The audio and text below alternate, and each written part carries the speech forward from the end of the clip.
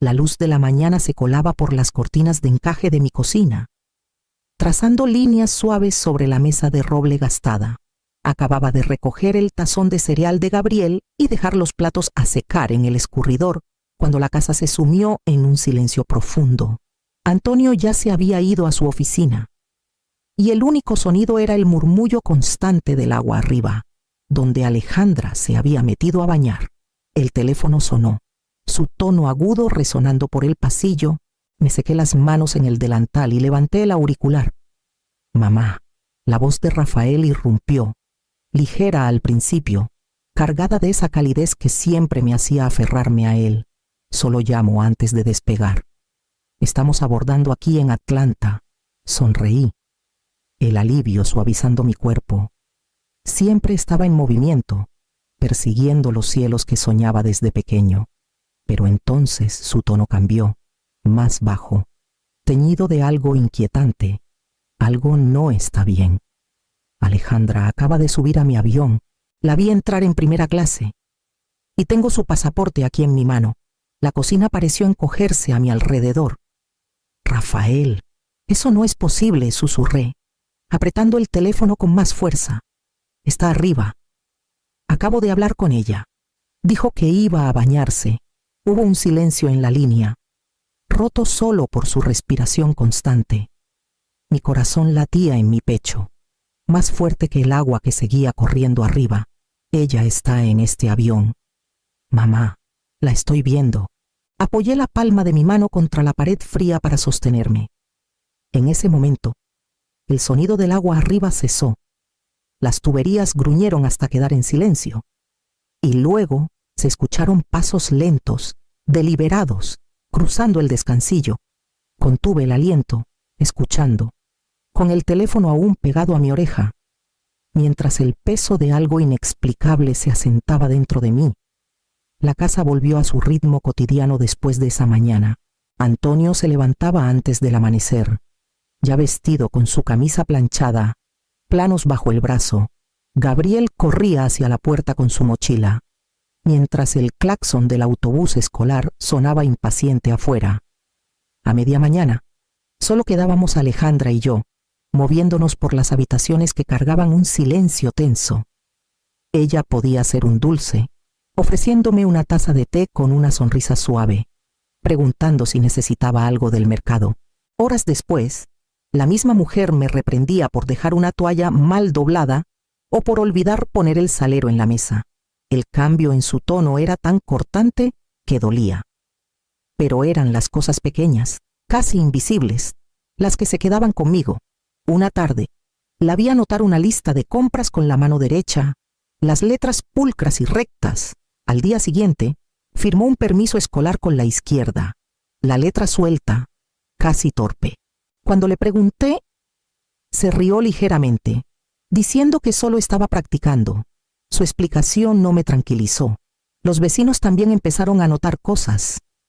Doña Rosa, de 2 casas más allá, comentó que a veces Alejandra la saludaba con un gesto alegre al pasar por la acera, y otras veces caminaba directo sin decir palabra. Cambios de humor, dijo encogiéndose de hombros, pero sus ojos se detuvieron en los míos, como buscando confirmación. La inquietud creció cuando Gabriel se subió a mi regazo una noche, con la voz baja, como temiendo ser oído. Abue, me gusta más la mamá de ayer, susurró, me abrazó bien fuerte. Hoy ni siquiera me miró. Besé su cabello y lo abracé fuerte, con el corazón retorciéndose. Esa noche, después de que todos se fueron a dormir, saqué un cuaderno viejo de cuero del cajón. En su primera página, escribí la fecha y una sola palabra: rarezas. La pluma temblaba en mi mano mientras comenzaba a listar lo que había visto. Cada línea una pieza de un rompecabezas que aún no entendía. Y a la mañana siguiente añadí otra. Era un jueves por la mañana cuando Alejandra anunció que iba al mercado de la calle Insurgentes. Llevaba un vestido amarillo pálido, de los que solía guardar para salidas dominicales, no para mandados. Algo en la forma en que ajustó la correa de su canasta me hizo decidir, sin decir palabra, que la seguiría. Salí unos minutos después de que ella se fue, poniéndome los zapatos rápido y bajándome un sombrero sobre la frente. El aire estaba cargado con el peso húmedo del verano tardío, de esos que se pegan a la piel mientras apresuraba el paso por el Parque México, con la fuente brillando bajo el sol. Mantuve una distancia cuidadosa, lo bastante cerca para ver su cabello oscuro moverse mientras caminaba, pero lo bastante lejos para no ser vista. Caminaba con decisión, a paso rápido, sus pasos resonando contra las banquetas de adoquín, pero al llegar al final de la calle, en lugar de girar hacia los puestos bulliciosos donde vendían aguacates y nopales, dobló a la izquierda, hacia las callejuelas estrechas que llevaban al río Lerma. Se me cortó el aliento al verla deslizarse por la puerta de una casa vieja de adobe, con la pintura descascarada y el porche hundido. Se detuvo solo un instante antes de desaparecer dentro. El amarillo de su vestido se desvaneció en la penumbra, dejándome paralizada en la acera, con el pulso retumbándome en los oídos. Esperé. 5 minutos, 10. Nadie salió. Finalmente, temiendo ser vista, regresé por donde vine, caminando más rápido ahora, con la ciudad desdibujándose a mi alrededor, para cuando llegué a casa, el sudor me corría por la espalda. Abrí la puerta, esperando silencio, pero el sonido de platos chocando me recibió. Allí estaba ella, de pie en el fregadero con una blusa blanca impecable, mangas arremangadas, el cabello húmedo como si acabara de lavarlo. Levantó la vista, sonriendo levemente. ¿Necesitas algo del mercado?, mamá preguntó, como si nada hubiera pasado. Asentí, forzando calma en mi voz, pero mis manos temblaban mientras colgaba mi sombrero junto a la puerta. Esa noche, después de que todos se fueron a dormir, abrí mi cuaderno y escribí una sola pregunta bajo la fecha: vestido amarillo, blusa blanca, mismo día. No podía dejarlo pasar. El vestido amarillo, la blusa blanca, la certeza inquebrantable de que había visto a Alejandra entrar en esa casa de adobe me perseguía día y noche. 2 mañanas después, cuando Antonio se fue al trabajo y Gabriel subió al autobús escolar, me até el rebozo a los hombros y caminé de nuevo hacia el río. La callejuela estaba más silenciosa de lo que recordaba, sombreada por encinos que se inclinaban sobre el pavimento agrietado. Reduje el paso al pasar junto a un hombre que barría su entrada. Cuando le pregunté, con tono ligero, si había visto a una mujer de cabello oscuro con un vestido amarillo por aquí, señaló una puerta descascarada, el número 14. Dijo: ha estado entrando y saliendo. Mis pasos titubearon, pero me obligué a avanzar. La puerta estaba desalineada en su marco, con la pintura desprendida en tiras. Toqué una vez, luego otra. Finalmente, se abrió una rendija y se me cortó el aliento. Ahí estaba ella, apretando un trapo con ambas manos, sus ojos grandes y asustados. Era Alejandra, hasta la curva de su mandíbula, el arco de sus pestañas. Pero algo estaba mal. Su rostro carecía de la confianza pulida que conocía. Temblaba. Antes de que pudiera hablar, una voz desde adentro llamó, firme pero cansada: Isabel. ¿Quién es? El nombre quedó suspendido en el aire como un relámpago. La mujer se estremeció. Abriendo la puerta más, entré en una habitación oscura que olía a cloro y moho. El yeso agrietado cubría las paredes, y en una esquina un anciano tosía con fuerza en un catre, sus costillas moviéndose bajo una manta delgada. Una mujer con ojos cansados y la calma de una enfermera se levantó de una silla de madera. Se presentó como Leticia, con voz firme.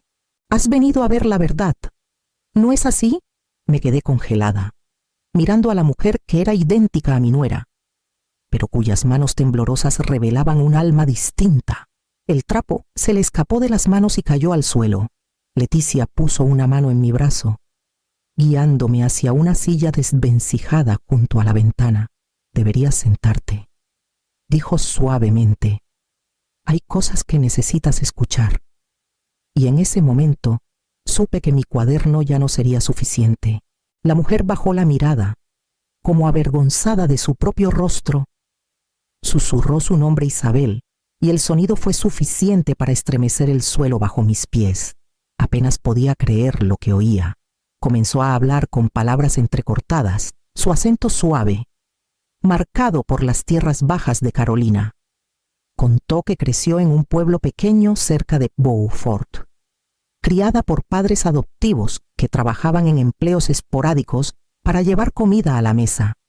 Nunca había suficiente dinero, nunca suficiente medicina para los pulmones de su padre, nunca suficiente paz en la casa. Siempre supo que no era su sangre, pero le dieron un nombre y un techo. Hace años, dijo, Alejandra la encontró por casualidad. Habló de ello como si fuera destino y maldición al mismo tiempo. Alejandra la miró, atónita, y luego sonrió con una oferta unas horas de vez en cuando, hacerse pasar por ella, ser su presencia en la casa, pequeños favores a cambio de dinero, suficiente dinero para comprar medicinas que su padre necesitaba desesperadamente. Al principio se resistió, pero los ataques de tos de su padre empeoraron, y la desesperación la venció. Admitió que había tomado el dinero, que había entrado en mi vida usando mi confianza sin haberla pedido. Sus ojos se llenaron mientras confesaba, el trapo retorciéndose en sus manos hasta que sus nudillos se pusieron blancos. Fue Leticia quien dio el golpe final. Se inclinó hacia adelante, su voz calma pero afilada como vidrio. Una vez vi a Alejandra en Atlanta, en un café cerca de Peachtree. Estaba con un hombre llamado Salvador Quiñones. Es rico, influyente. Se llamaban mi amor, como si nadie más en el mundo importara. El nombre no me decía nada, pero la forma en que Leticia lo dijo me estremeció. Las piezas de mi inquietud encajaron en una forma que no quería enfrentar. Les agradecí, mi voz débil, y salí de nuevo al sol cegador de Ciudad de México. La ciudad zumbaba a mi alrededor, pero todo se sentía hueco, irreal. Para cuando llegué a casa, mis manos temblaban tanto que apenas podía sostener la pluma para abrir mi cuaderno. Ya no podía esperar a que las respuestas llegaran solas. Ese domingo por la noche, preparé la mesa como si fuera una fiesta, velas pulidas, platos de porcelana dispuestos, cubiertos brillando bajo la lámpara. Antonio llegó cansado del trabajo, desconcertado por la escena, pero lo insté a sentarse. Alejandra llegó poco después, trayendo a Gabriel de la mano, su rostro compuesto en su dulzura habitual. Rafael llegó desde Atlanta, su uniforme impecable, incluso después de un largo día en el aire. Cuando sirvieron la comida y comenzaron las primeras palabras de charla trivial, me levanté y fui a la puerta. Regresé con Isabel y Leticia. El aire en la habitación se colapsó en silencio. El tenedor de Antonio se le escapó de la mano, chocando contra la porcelana. Los ojos de Gabriel se abrieron, moviéndose entre su madre y la imagen especular que temblaba a mi lado. Rafael habló primero, colocando una carpeta sobre la mesa con calma deliberada. Este es el registro de abordaje, mamá. El escaneo del pasaporte, el registro del vuelo. Alejandra estaba en mi avión a París la misma mañana que estaba aquí. Su voz se quebró, pero sus ojos permanecieron en su hermano. Leticia dio un paso adelante, su voz baja pero firme. Habló de Atlanta, de haber visto a Alejandra con Salvador Quiñones, de escuchar palabras que ninguna esposa debería decir a otro hombre. Fue Gabriel, inocente como siempre, quien rompió el último velo. Se volvió hacia mí, su voz pequeña resonando en el silencio. Abue, ¿por qué hay dos mamás? Alejandra se levantó de su silla, su rostro blanco de furia. Ya estoy harta de esta farsa, escupió. Estoy harta de esta vida de pobres. Salvador me da lo que merezco. No lo ocultaré más. Las palabras cayeron como piedras. Salió de la habitación, azotando la puerta tras ella, dejando solo el eco de su confesión presionado contra nuestros corazones. La mañana después de esa cena, Antonio se levantó sin decir palabra y salió de la casa con un traje que no se molestó en planchar. Supe a dónde iba antes de que lo dijera. A mediodía. Supe que había presentado la petición de divorcio en el juzgado de la Ciudad de México. No pidió pensión, No hubo disputas por la división de bienes. Alejandra solo quería su libertad, y la tomó rápido. En una semana se fue a Atlanta, con su equipaje en la cajuela del auto de Salvador Quiñones. Su ausencia se extendió por la casa como humo después de un incendio. Cada habitación se sentía despojada de aire, el sonido de sus tacones contra el suelo de madera, su voz llamando a Gabriel desaparecidos. Incluso su aroma permaneció en las cortinas por un tiempo. Un fantasma de lavanda que me hacía cerrar las ventanas por la noche. Gabriel se aferraba a mí ahora, a la hora de dormir. Presionaba su rostro contra mi hombro y preguntaba dónde se había ido su madre. Le dije que había elegido vivir en otro lugar. Palabras demasiado débiles para protegerlo de la verdad, pero las únicas que podía soportar decir. Sus brazos pequeños se cerraban alrededor de mi cuello. Su silencio más pesado que cualquier lágrima. Abría mi cuaderno cada noche. Ya no solo listando rarezas, sino transcribiendo fechas, horas, recibos y fragmentos de recuerdos que podrían importar después. Cada página era como apilar ladrillos en una tumba evidencia de traición preservada en mi cuidadosa letra. Me decía que era por Antonio, por Gabriel, por lo que viniera después. Aunque el dolor era tan denso que se sentía como el aire de agosto que se pegaba a mis pulmones. Antonio regresaba tarde del trabajo, con la camisa húmeda de sudor y tristeza. Comía poco, hablaba menos y pasaba largos minutos sentado junto a la cama de Gabriel, mirando al niño dormir. Yo también lo observaba, sabiendo que no podía aliviar el dolor de un hombre cuya esposa había elegido otra vida. La casa seguía adelante, hueca pero resistente, cada día marcado por el sonido de lápices en mi cuaderno y el peso silencioso de las preguntas sin respuesta de un niño. Y luego, lentamente, una nueva presencia comenzó a regresar. Al principio, no estaba segura de si invitar a Isabel a la casa era prudente. Llegó con cautela, trayendo una olla de caldo de pollo equilibrada cuidadosamente en sus manos. Sus ojos bajos como si esperara que le cerraran la puerta en la cara. Antonio apenas la miró, con la mandíbula tensa, y Gabriel se escondió detrás de mí, mirándola con desconfianza. Pero ella se mantuvo gentil. Colocó el caldo en la mesa, lo sirvió en tazones y preguntó en voz baja si a Gabriel le gustaría probar un poco. Él negó con la cabeza al principio, con los labios apretados, pero más tarde, cuando el hambre ganó, comió en silencio y luego la miró de manera diferente, aunque no dijo nada. Los días se convirtieron en semanas, e Isabel regresaba a menudo, siempre con algo sencillo en la mano, pan caliente, una pila de hojas de trabajo que había recogido de la escuela. Pequeños gestos de esfuerzo, cuando Gabriel batallaba con su ortografía. Ella se inclinaba cerca, con voz suave, guiando su mano mientras trazaba letras. Una noche la escuché cantando mientras él estaba en la cama. La misma nana que yo le cantaba a mis hijos. Los párpados de Gabriel se cerraron, y él tomó su mano sin pensarlo. Antonio permaneció reservado por más tiempo. Trabajaba hasta tarde, ofrecía respuestas cortantes, rechazaba su amabilidad, pero incluso él no podía ignorar la persistencia silenciosa. Ella remendó una camisa rota que él había desechado. Dejó un plato esperando cuando regresaba tarde de la oficina. Lentamente, las paredes que él construyó comenzaron a debilitarse. Lo observé todo desde mi silla cerca de la ventana.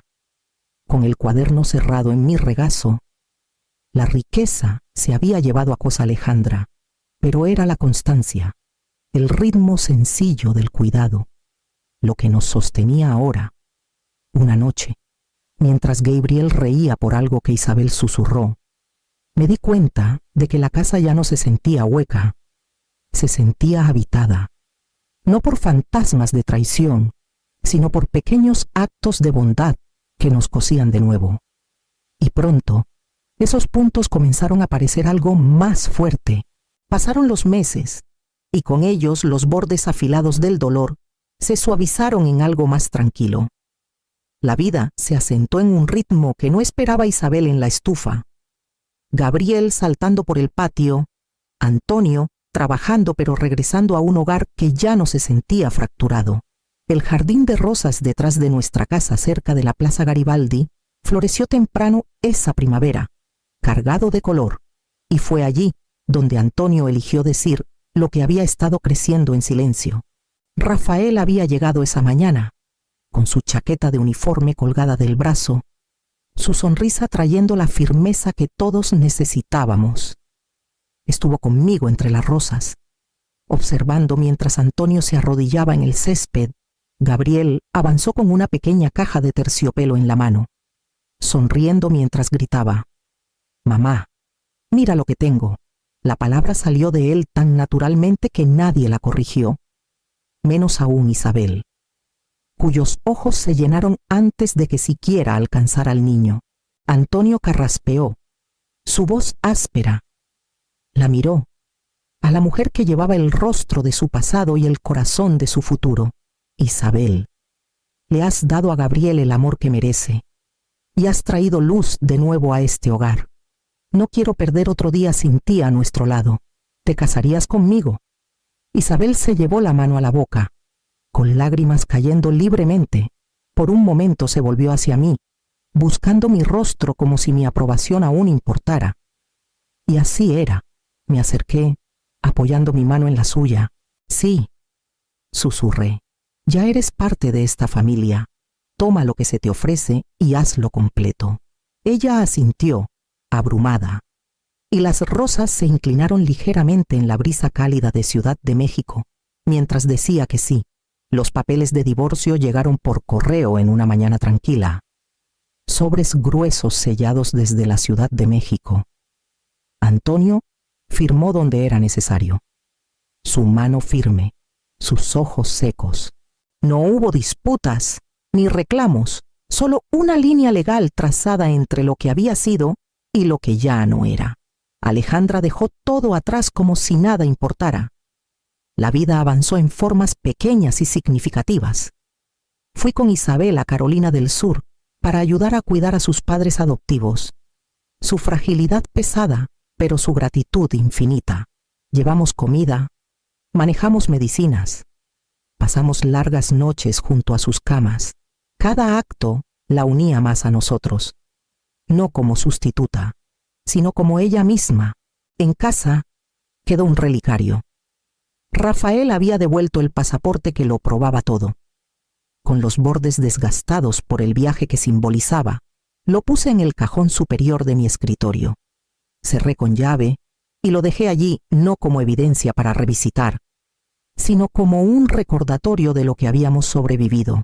La casa se transformó en algo completo de nuevo. La risa de Gabriel llenaba las habitaciones. Antonio, aunque marcado, encontró estabilidad en el trabajo y en la promesa de la presencia de Isabel. Y yo, después de meses de incertidumbre, finalmente dejé mi pluma una noche y cerré el cuaderno que había cargado cada rareza, cada sospecha, junto a la puerta. Colgué una sola llave en su gancho, la que abría no solo la casa, sino todo lo que protegía. Esa noche, escribí en mi diario: la verdad no nos destrozó, nos liberó. Intentaron reemplazar el amor con una doble, nosotros reemplazamos una mentira con un hogar. Y si la llamada desde la cabina llegara de nuevo, ahora sé que respondería: